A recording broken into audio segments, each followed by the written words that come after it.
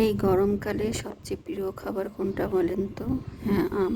তো কাঁচা আম, পাকা আম অনেক কিছু খাওয়া চলেন। আজকে আমের টক বানিয়ে ফেলি। চলেন যাই। এই যে প্রথমে সরিষার তেল তো ছাড়া চলবেই না, তেল দিয়ে দিলাম। তারপরে শুকনো মরিচ ভেজে নিব। তারপরে রসুন কুচি দিয়ে দিব। আপনি যতটা ইচ্ছা 2টা 3টা 4টা রসুন দিয়ে দিবেন। রসুন যত দিবেন তত মজা। এই তো রসুনটা ভেজে নেওয়ার পর কালো সরিষা, সাদা সরিষা যেটা ইচ্ছা দিয়ে দিবেন।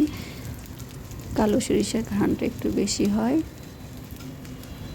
তো আমার ঘরে কালো সরিষা ছিল না, আমি সাদা সরিষা দিলাম। আর এই তো আমগুলো ছুলিয়ে সুন্দর করে পরিষ্কার করে ধুয়ে কেটে যে দিয়ে দিলাম। আর লবণটা দিয়ে দিলাম, হলুদ একটু দিলাম, আর কিচ্ছু দিব না। সবার শেষে চিনি দিয়ে দিব। এই তো আমটা সিদ্ধ হয়ে যাচ্ছে।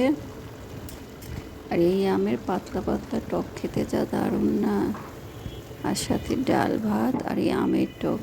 একটু চিনি পরিমাণ মতো দিয়ে দিলাম। আপনাদের পছন্দ মতো লবণ, ঝাল, চিনি দিয়ে দিবেন। আর পাতলা পাতলা ঝোল করবেন, খেতে দারুণ লাগে। এই তো আমার হয়ে গেল আমের টক।